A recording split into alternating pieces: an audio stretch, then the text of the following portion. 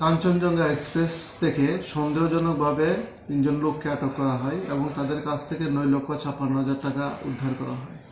পরবর্তী সময় তাদেরকে জিজ্ঞাসাবাদ করে আমরা জানতে পারি সন্তোষ সীতারাম সিন্দে নামে একটা লোক এখানে আমাদের কামানচমরিতে গণেশ প্যাটেল গোল্ড রিফাইনার এখানে কাজ করে। তার কাজ হলো স্বর্ণ গলানো এবং এর বিনিময়ে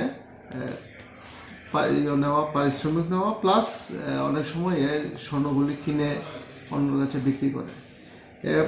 গত 2 বছর ধরে এখানে কাজ করছে।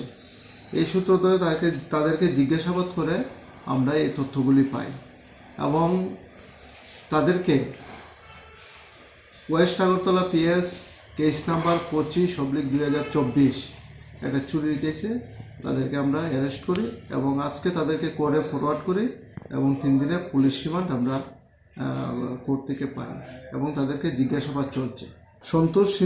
সন্তোষ সীতারাম সিন্দে, করিশ্মা এবং সুধীর প্লাস সীমা সীতারাম সিন্দে, তাদের বাড়ি সবার বাড়ি মহারাষ্ট্রে।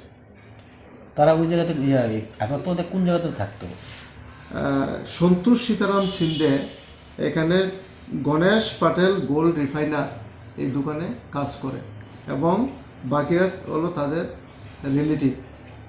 এখানে তারা 14 তারিখ আগরতলাতে আসে এবং যাওয়ার সময় তাদের কাছ থেকে 9,56,000 টাকা সহ ডিটেইন করা হয়।